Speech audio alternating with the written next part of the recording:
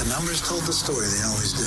It's one of those idiots who believe in analytics. This is a numbers game with Gil Alexander on VSiN.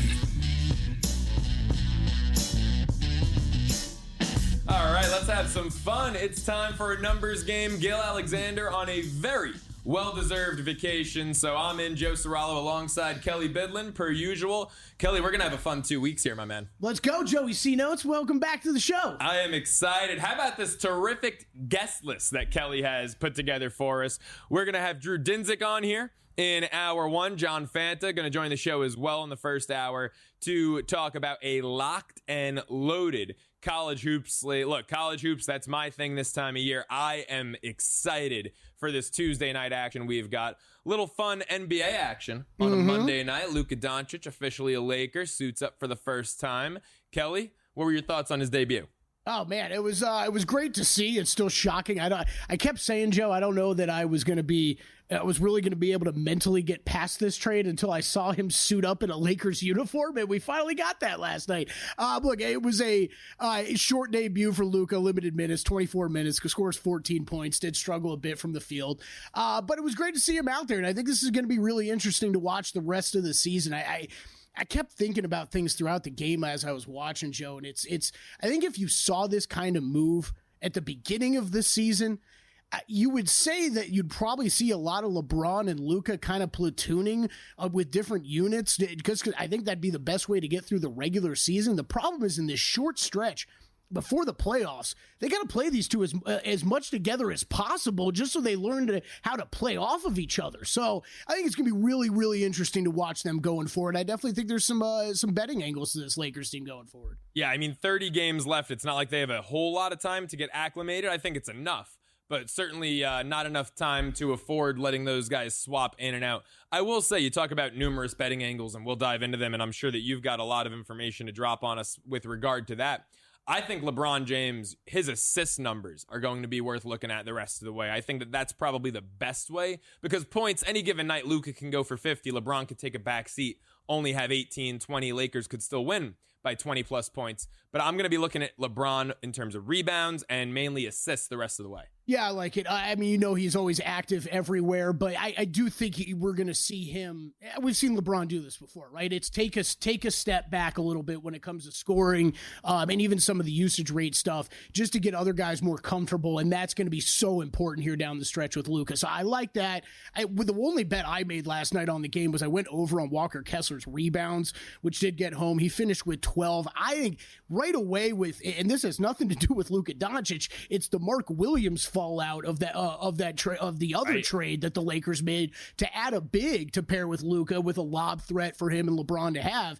And they are so thin when it comes to bigs now in LA that I think that immediately that's going to be what I'm going to look to attack almost every matchup, as long as there's a center on that other side that's going to be able to hit the boards like Walker Kessler does. He finished with 12 rebounds last night, but John Collins, talk about his front court running mate, 11 rebounds, so 23 combined between those guys.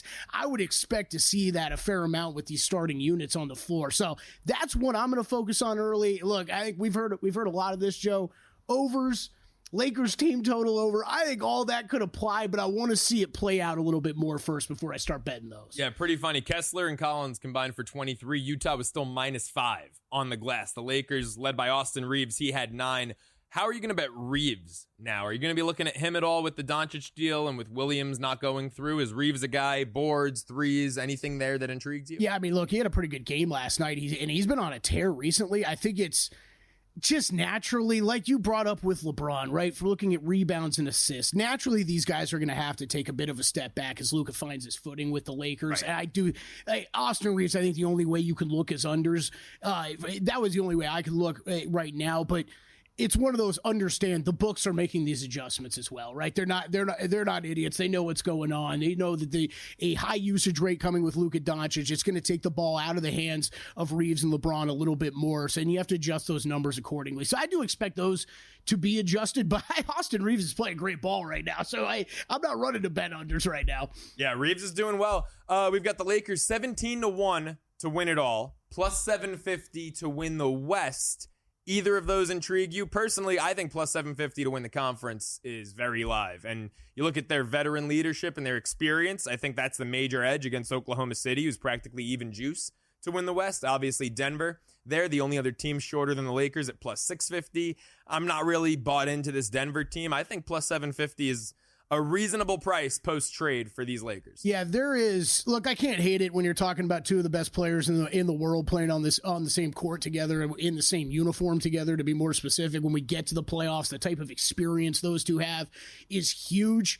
I can't get on board, though, with it, Joe, just because, I mean, look, I made a bet as soon as Luka got traded, and it was on the favorite Oklahoma City Thunder. I thought the biggest threat that they had to them was the Dallas Mavericks with Luka Doncic, and when they moved him to the Lakers, that made it time for me to finally pull the trigger. I got in on Thunder at plus 120, I believe. I think at plus money, it's still a good bet. This team has been so dominant. They are so deep. Redundancy at so many positions that they can throw at you, even if they do have an injury or two. If it's not SGA, they should be okay. And I think you're looking at a Western Conference, Joe, that it's got a very, very good, deep amount of teams, but there's a separation between the greatness of the Thunder at the top and every other one of these teams.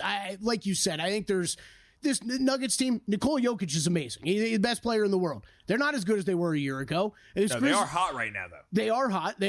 Not as good as they were a year ago. I don't fully trust the Lakers. I don't fully trust the Rockets. I don't fully trust the Clippers. And Timberwolves, I think they took a step back with their roster. The Mavericks.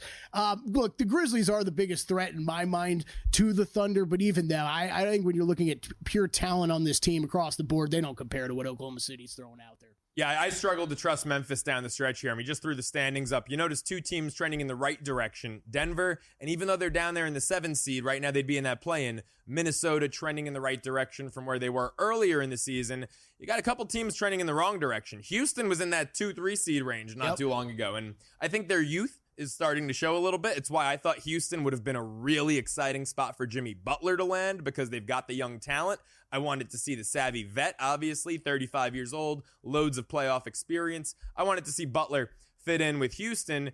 What's Golden State's ceiling right now? They're sitting there in that 10 spot. They've got Jimmy, obviously a big win at Milwaukee, but no Giannis for the Bucks. Steph puts up 38. How far can they go? I think they're maybe the biggest wild card. I'm glad you brought them up, Joe, because I think it's a very, very interesting pairing, putting Jimmy Butler on that team. And I think it's either going to equal greatness or be a complete disaster. I think it is him and Draymond, Draymond and Steph are either going to fit together so well. And Steph's made some comments already where it's interesting playing with Jimmy Butler because he's a complete opposite player of him. And it's true. I mean, you're talking about a guy, it's a type of player, though, they haven't had in a long time, really since Kevin Durant, of attacking the rim on offense, being able to get to the free throw line consistently, take a little pressure off of that outside shooting that they rely on so much. And I think that's big offensively. Defensively, we know what he can do.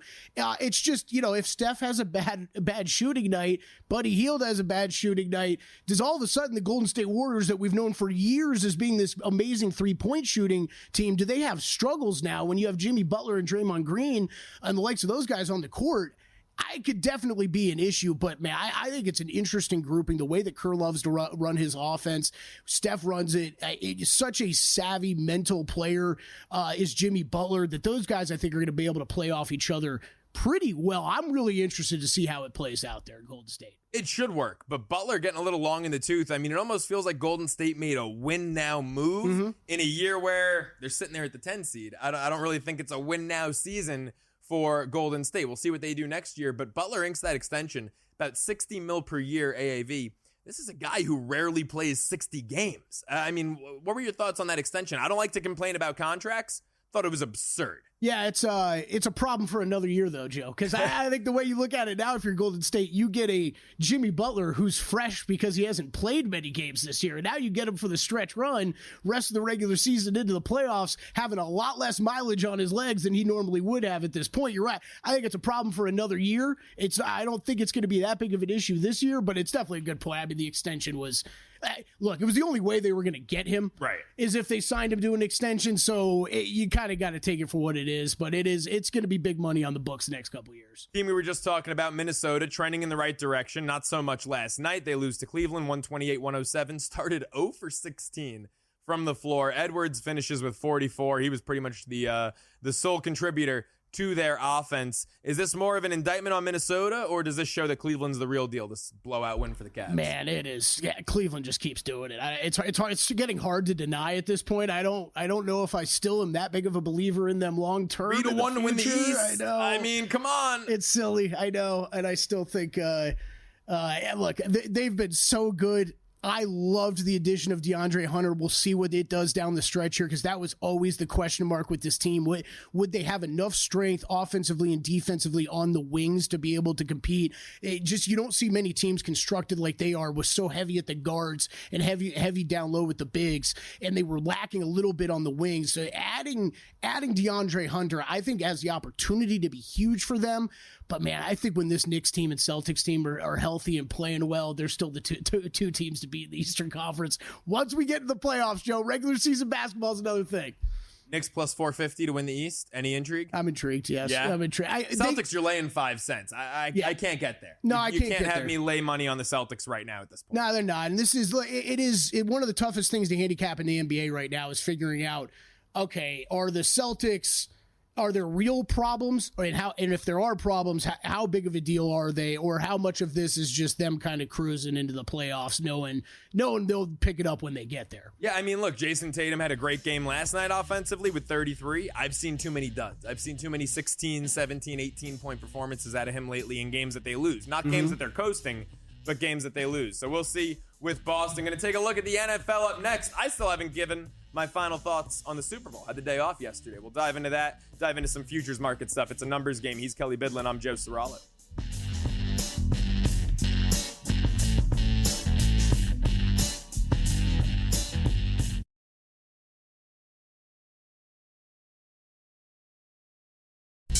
A numbers game on VSiN, the sports betting network. Numbers game continues here on a Tuesday morning. He's Kelly Bidlin. I'm Joe Serralo. I'm excited to take it back to the progressive guest line here now. Welcome in our friend, college hoops broadcaster over on Fox, John Fanta, into the program. John, how are you, man? Welcome into the show. You guys are not talking to John Fanta. Go. We got to screw up here then. Well, wrong number. Oh, that is so good. You guys thought you booked John Fanta? Oh, yeah, we sure did. I'm sorry. That's what we were told, yeah. Yeah, okay. We got numbers screwed up there. It's got numbers screwed up. Who do we got on? Oh, that's good. My name is John. You guys got that part of it right. And I am a college basketball broadcaster. Oh, my gosh. Hey, I will say this, though, before you guys let me go. John Fanta is an incredible human being, and I completely understand why you would want to have him on your show. Oh, my gosh. Well, we are so sorry about the confusion here. I am so sorry. But look, real quick, can I give myself like a social media pump since I'm a victim here? Sure, absolutely. I'm obviously a victim absolutely. here. You can follow my work on X, John Martin 929. I am on Field of 68. John is my coworker, so I could see where this would get mixed up. John, we must have screwed up numbers. You want to stick around and talk some college hoops with us? John, we got a jam-packed Tuesday slate. Yeah. Why don't you hang around? Yeah. We already got you, man. That's fine. Let's do it. All right, awesome. Let's start with the Big East, man. Creighton, UConn. We've got a rematch here. The Jays have already gone into Connecticut taking care of the Huskies. What do you like in this game tonight? Yeah, I mean, I think, a lot of times what you deal with is the market kind of acts, right? And the first move was on UConn here, and it's understandable because, this UConn team's getting a little healthier. I mean, you kind of did see the difference there in the early parts of that game against St. John's, the difference that Liam McNeely makes, clearly. I do think St. John's a tough matchup for them because St. John's, I think, is probably the toughest team in America. And they just don't stop punching. And, Creighton's a little different. Creighton's built a little differently. They're more going to be the finesse, the skill. And so, I think you get a UConn team that's really hungry tonight.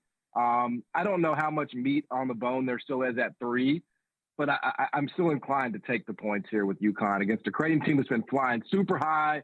They're really good. Like, I'm not trying to take that away, but I think this UConn team responds tonight and finds a way to spring the upset on the road. Yeah, Dan Hurley after a loss, always scary to go up against. Let's take it to the SEC. A lot of action in that conference tonight. Alabama got them yesterday, laying 3 at Texas. This number now 4.5 at most shops. Does that 1 point to 1.5 difference make you inclined to take the points with Texas? What are your thoughts on this one? Yeah, so, a couple of guys I talked to, and when I'm doing college basketball stuff and, college basketball betting, I mean, they love this spot for Alabama.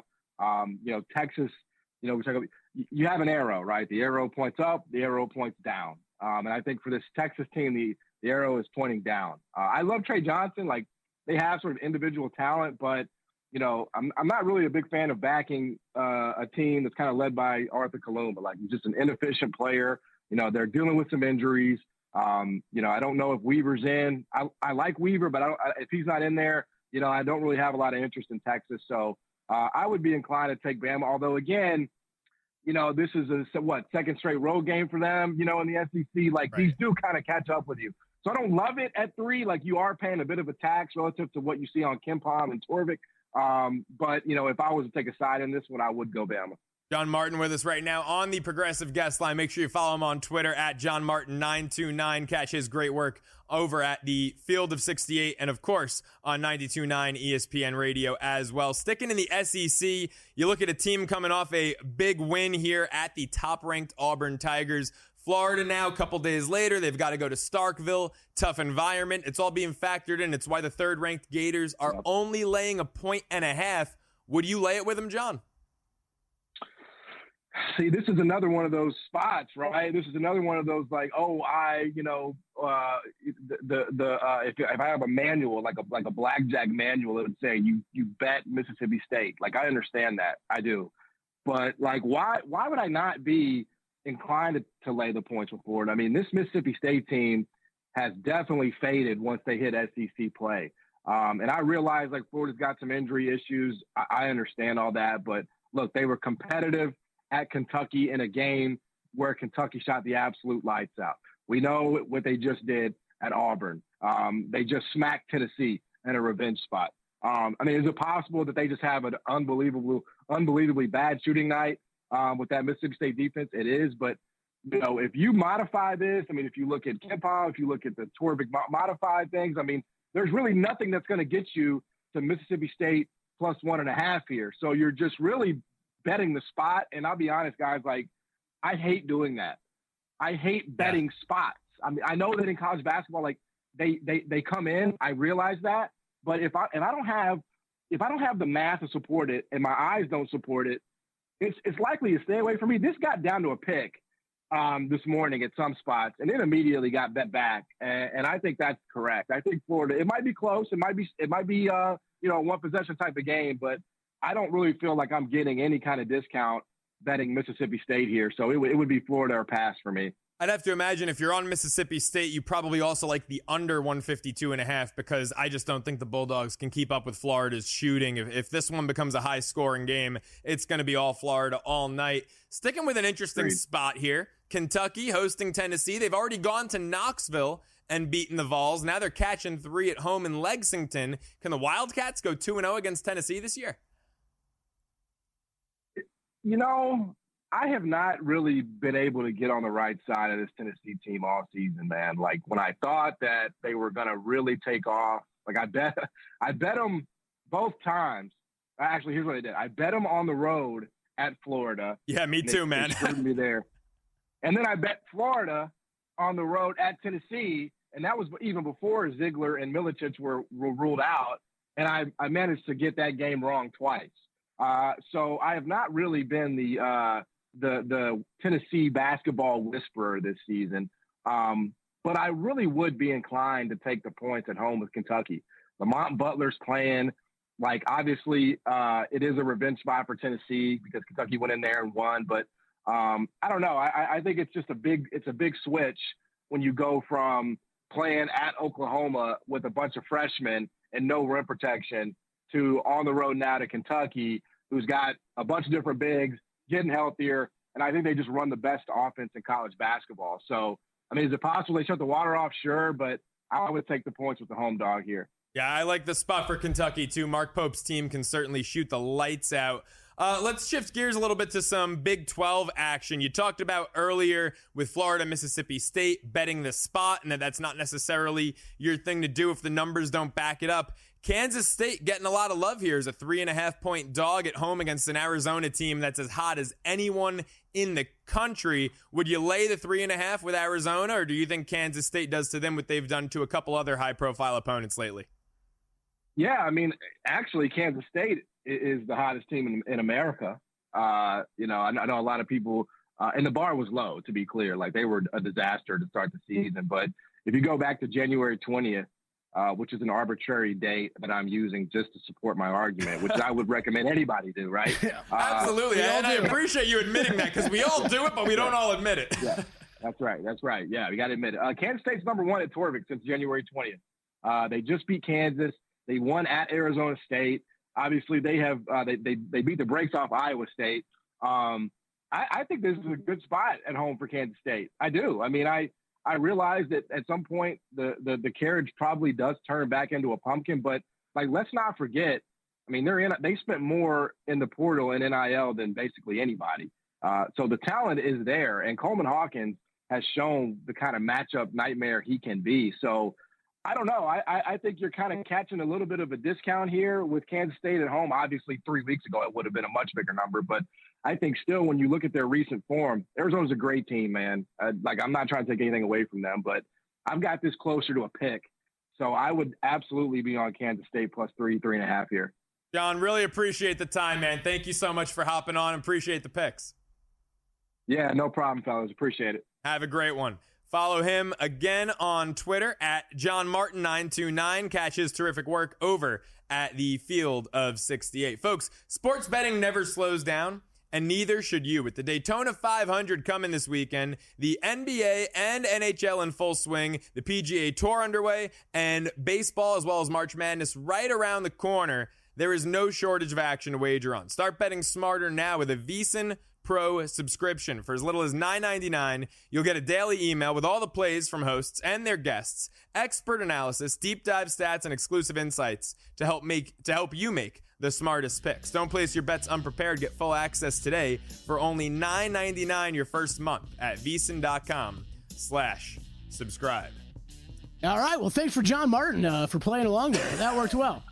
I have never seen that happen before. And my bad, Joe. It was great. It was a blast. John's great. First day on a numbers game. 2 weeks to go. Who's counting? Back after this.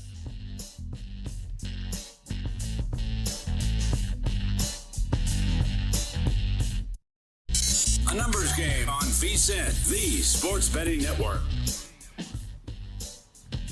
Folks, book now, and you can get the trip of a lifetime right here at Circa. You don't want to miss this. 15% off at 3 fabulous properties. Derek Stevens offering an incredible deal if you want to stay at the D Hotel, the Golden Gate, or of course, Circa Las Vegas. You don't want to miss it. Stadium Swim. I was there all day Sunday for the Super Bowl, bringing you coverage. It's the best scene in town. So go to circalasvegas.com. Use the code VSiN15. You'll get your 15% off. Your Vegas adventure starts here as the numbers game continues. He's Kelly Bidlin. I'm Joe Serralo. Kelly, not as locked and loaded of an NBA slate tonight as the college hoops one that we've got, but we've still got 4 games. Talked a little bit about it earlier with Drew Dinsick. He gave out Chicago +5 hosting Detroit. You mentioned the Bulls have won how many of their last 20?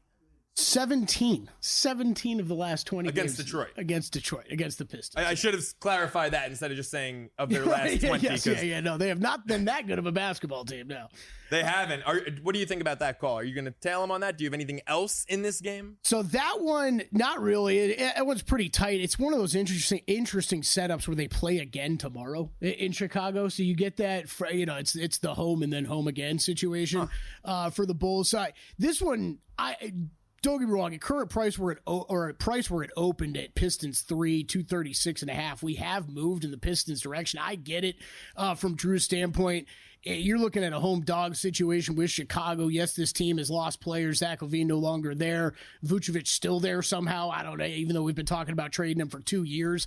They're catching 5 at home. That's probably where I'd lean. You're talking about last, 5-5 for Detroit, their last 10 games, about mid-level net rating. Chicago 3-6 over their last 9, but have had to go through all the trade stuff, kind of getting their feet back underneath them. I always bring up the 17-3 of the last 20. I bring that up, Joe, more from a Detroit perspective. I mean, you finally got a good team. You know, some of these guys that have been playing on this team that have suffered through that streak have that in mind whenever they go and play a team like this that they've lost so many against. So, worth noting, but 4-10 ATS Chicago over their last 14 games. They've been struggling just to get their feet underneath them here. Now we're getting a little bit away from the trade deadline. Do expect this team to come together a little bit, but not much for me on that game.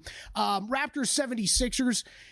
We get that one in Philly tonight. It looks like Embiid's probably going to play, but he is a big questionable right now. Has been questionable for a decade. Yeah, man. I mean, it's kind of weird that he's even listed. This is where I don't want to go too heavy into this game because you got to watch the injury report always with Philadelphia, but especially right now with Joel Embiid. I listed questionable. The dude's talking about, though, how he might need knee surgery again after this season. So you can't imagine he's in all of that great of a place. It does look like Paul George will be a go. He's listed at probable. And then the Raptors got all kinds of their own injury problems right now. RJ Barrett out for this game. Jakob Poeltl out for this game. Grady Dick looks like he will go. Expect Brandon Ingram to go. Yes, he is a Toronto Raptor now. So it's tough. This number opened to like 7 Philadelphia. We're all the way out to 9. That's getting a little hefty. If anything, I'd be looking at the Toronto side now. The problem is with no Poeltl in there, if Embiid goes, he's probably going to be able to get whatever he wants inside. The Knicks, Pacers, we got a couple great games. Knicks, Pacers, and Grizzlies, Suns. I'm really excited about those two. Knicks, Pacers. This was a lean to the Knicks for me. 6-2 in their last 8, plus 5.6 net rating. We've seen this Pacers team that was really hot for a while slow down a little bit. They're coming off a little bit a road trip, 5-3 over their last 8. Just kind of a mid-range net rating over that time. Worth noting, total's gone over in the last 6 of the last 7 of the Knicks games and 6 of the last 8 Indiana Pacers games. Now, no surprise at all to see this total get bet up. We're up to 240, 241 on this one. I still wouldn't be looking under on it, Joe, though. It would be over or nothing for me. And Knicks, pretty strong lean to the Knicks for me. I might wait with a higher scoring game like this, always in the NBA. I think this is one you can wait to see if you can get a better number in game and attack it from that perspective. Otherwise, at least wait. I'm expecting OG Anunoby gets ruled out for New York, so this number probably comes down a bit. That's what I was going to ask you. How much does that factor in, and are you waiting on that injury news? You're just saying, hey, I'm going to assume he's out, and I'll still lay 2.5? I'm not. I won't lay it pregame. I'll look to get involved live, but I would expect this number to come down a little bit, though, once he gets ruled out. It won't come down much. The Knicks have been doing this the past, what's been 3 games or something with OG. Look, they're coming up on the All-Star break. There's really no reason. They've got this game and 1 more left. If he's hurting it all, just rest the guy, get him back healthy after the All-Star break, get this team ready to go. But Indiana, they got Miles Turner that's questionable tonight too, that I have a feeling they might take the same approach with.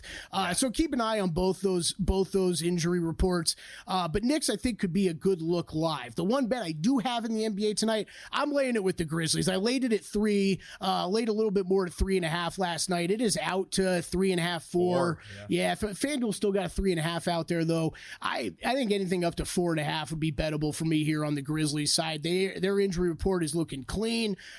Suns, look, Bradley Beal's out for this game. This organization is in just complete chaos right now. Kevin Durant coming back to this team after it looked like he could possibly be traded.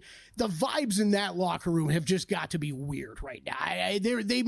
We know that they made a big attempt to go get Jimmy Butler, pair him alongside with Kevin Durant. There has been nothing but bad reports about what the Phoenix situation is looking like in that locker room, in that front office right now, and what what the communication has been. And then you just look at what the Grizzlies have done, 12-6 over their last 18 games, plus 6.2 net rating, looking really good recently for this team. And John Morant's cruising right now. Memphis 10-4 ATS their last 14 games. Phoenix 1-4 straight up and against the spread over their last 5. So struggling a bit. We've also seen them struggle at home this season. So this is a Memphis bet for me tonight. I laid the points with them on the road. Yeah, I mean, look at them. They're 500. They're what are they currently occupying? The 11th seed in the West? They're struggling everywhere. Home, road, it doesn't matter. This Phoenix team's as disappointing as any. And I always find it funny. We just flashed up the game graphic for this one. You've got Memphis, the best ATS team. Look at those ATS records. You've got the best covered team in hoops taking on the worst covered team in hoops. Memphis covering 2 out of 3. Phoenix barely covering more than 1 out of 3.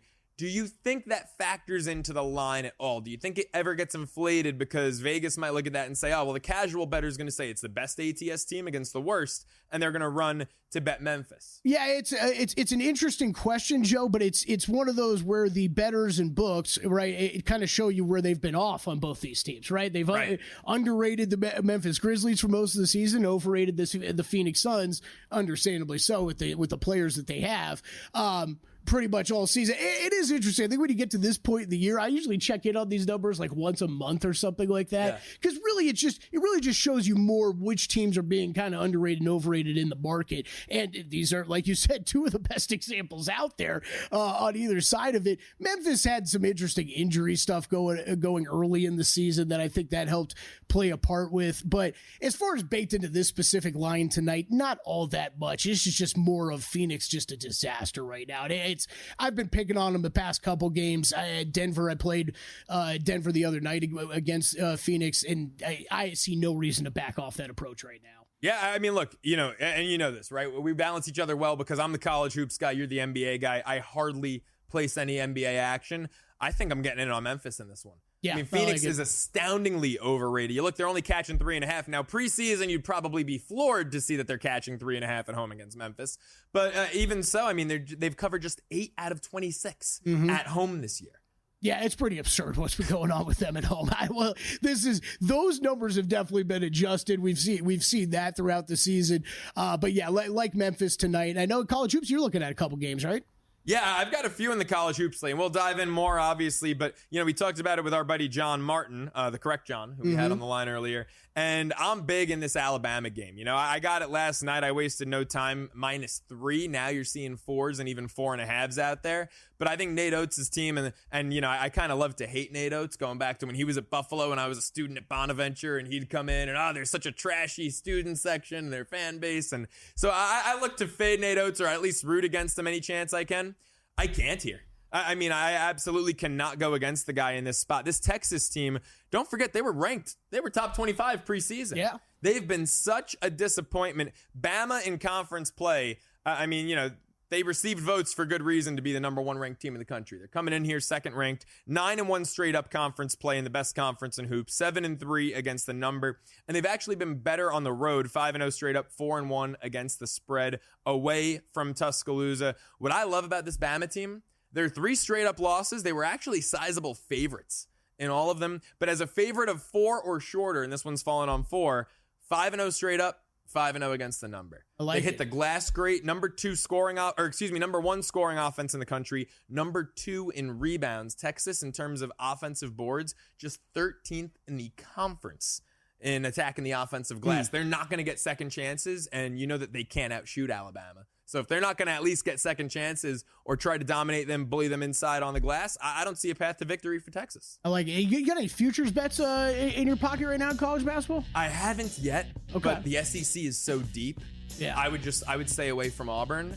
And we could talk about that on the other side. The SEC conference tournament is going to be very intriguing to me. I think Tennessee can make some noise. I think Florida can make some noise. We'll dive into that down the stretch a little bit here. He's Kelly Bidlin. I'm Joe Serralo. More a numbers game after the break.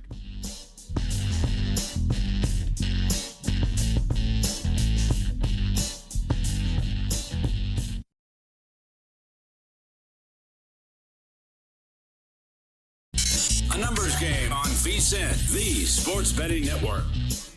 Folks, in sports betting and in trading, probability is a key to success. Discover the power of high probability trading with Todd Bubba Horowitz, former floor trader and sports bettor with over 45 years of experience. Just go to BubbaTrading.com/VSiN and get a free ebook on options trading and use the code VSiN500. You'll save $500 on any purchase. The numbers game continues. He's Kelly Bidlin. I'm Joe Serralo, taking you through this fine Tuesday morning here on VSiN and taking you back now to our progressive guest line as we get ready to talk about the Four Nations face-off with VSiN's NHL betting analyst. Follow him at West Coast Hockey on Twitter. Our friend Jonathan Davis. Jonathan, how are you? Welcome into the show. And, as we've got a new experimental tournament here, kind of set the scene for our audience and break down what we should expect with this new Four Nations face-off. Well, guys, thanks for having me. And, this is kind of like, for an NBA fan, this is like a bunch of dream teams that are all getting together from, you got 4 different countries participating here: Canada, the U.S., Finland, and Sweden. And especially when you're talking about Canada and the U.S., these are dream teams. Canada's got Sidney Crosby, Nathan McKinnon, and Connor McDavid all playing on the for Team Canada. The USA has got Jack Eichel of the Golden Knights, Austin Matthews of the Maple Leafs, and the Tkachuk brothers, just to name a few. So you've got major star power here. I think the one thing for me that I'm most intrigued about is how physical this game gets, because if you're going up against one of your NHL teammates on another country, are you really going to lay them out with 25, 27 games to go as you're trying to make a run for the playoffs in the Stanley Cup? Yeah, that's a great call. That's part I didn't really think of before, but we're kind of in an all-star break. It's a weird. You're putting on the sweater of your home country. You would think you're going to try as hard as possible, but you're right. I don't know. You want to go and injure one of your NHL teammates or something. That's something wild to watch. I want to hit on the futures with you before we kind of get into some of the games. How are you been approaching just kind of handicapping this and breaking this down? And USA, Canada, should they really be co-favorites here at the top at plus 160? I think they should, and they are the two best teams, and you could argue that the U.S. is actually stronger than Canada. They have the better goaltending here.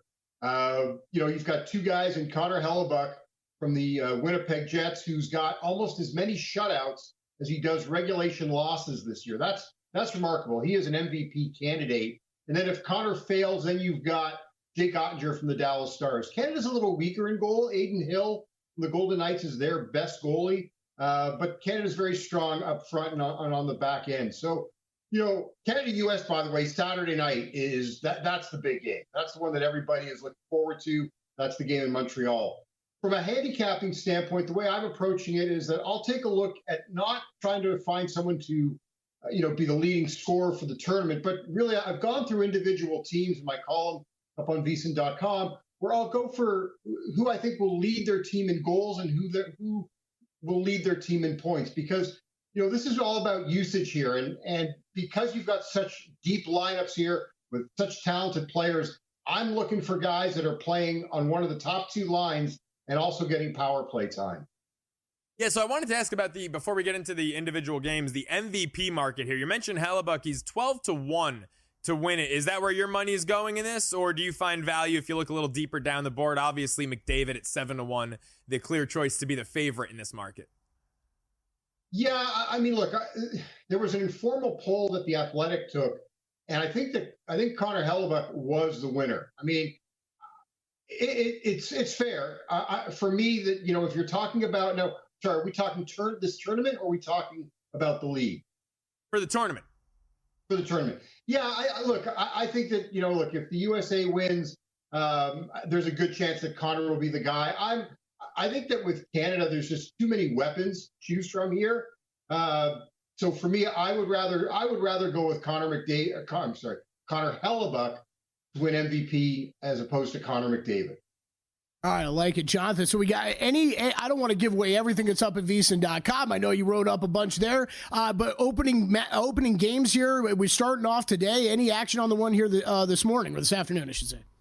Actually, no, we're starting tomorrow. Tomorrow night, it's Canada and Sweden, 8:00 Eastern in Montreal. Basically the way I'm going to target it is that I've looked at two players for Team Canada, and that's both Cale Makar, their defenseman. I like him for the most points in this tournament, And then I'm going to go with the Vegas Golden Knights as my long shot for most goals, Mark Stone.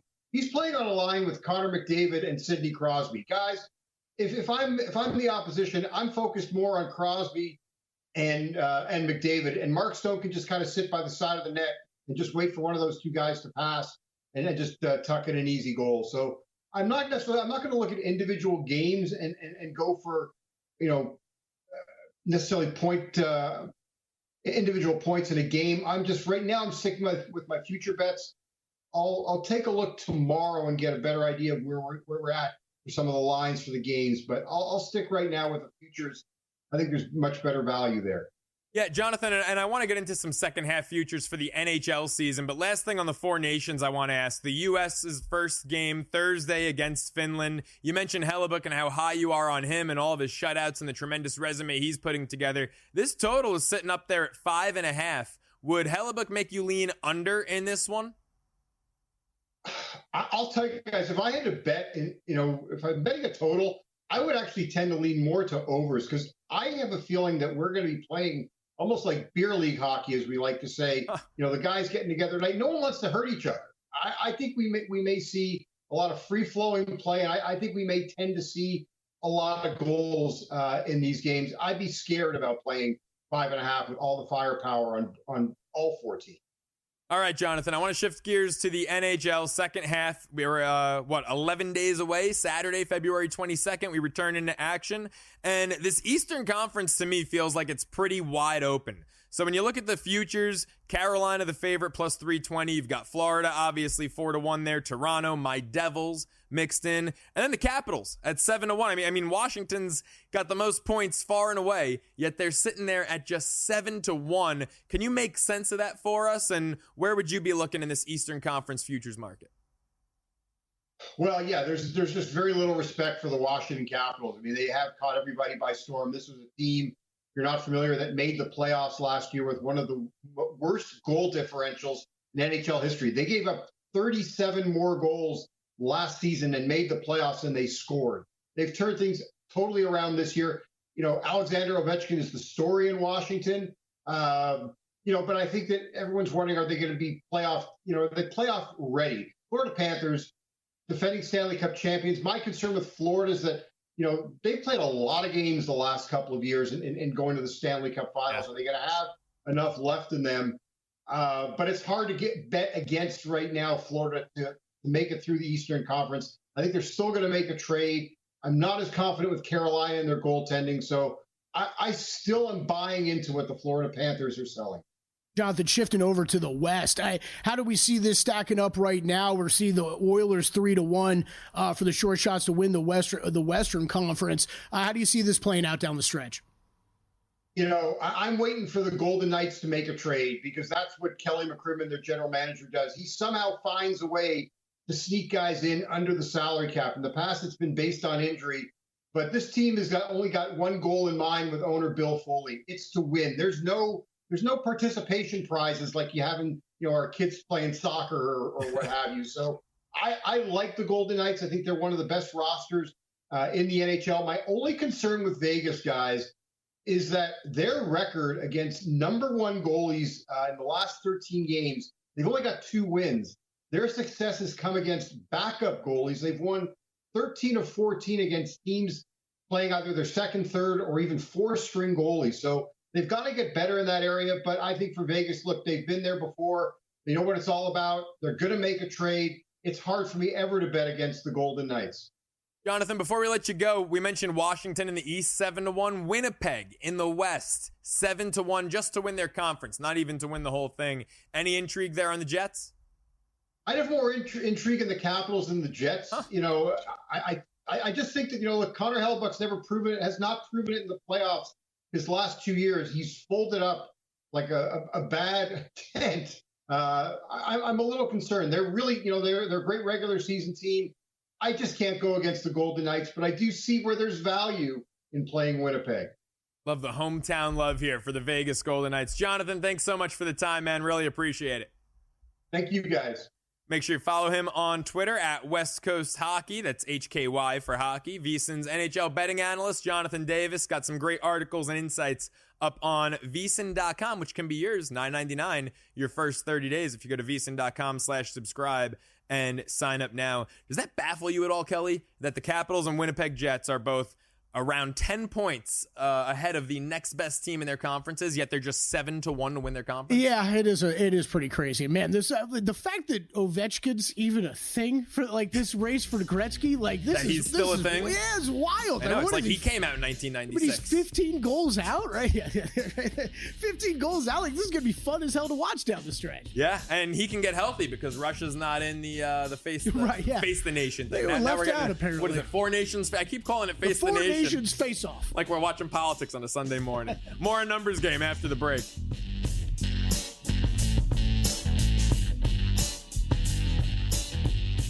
For the ones who get it done, the most important part is the one you need now. And the best partner is the one who can deliver.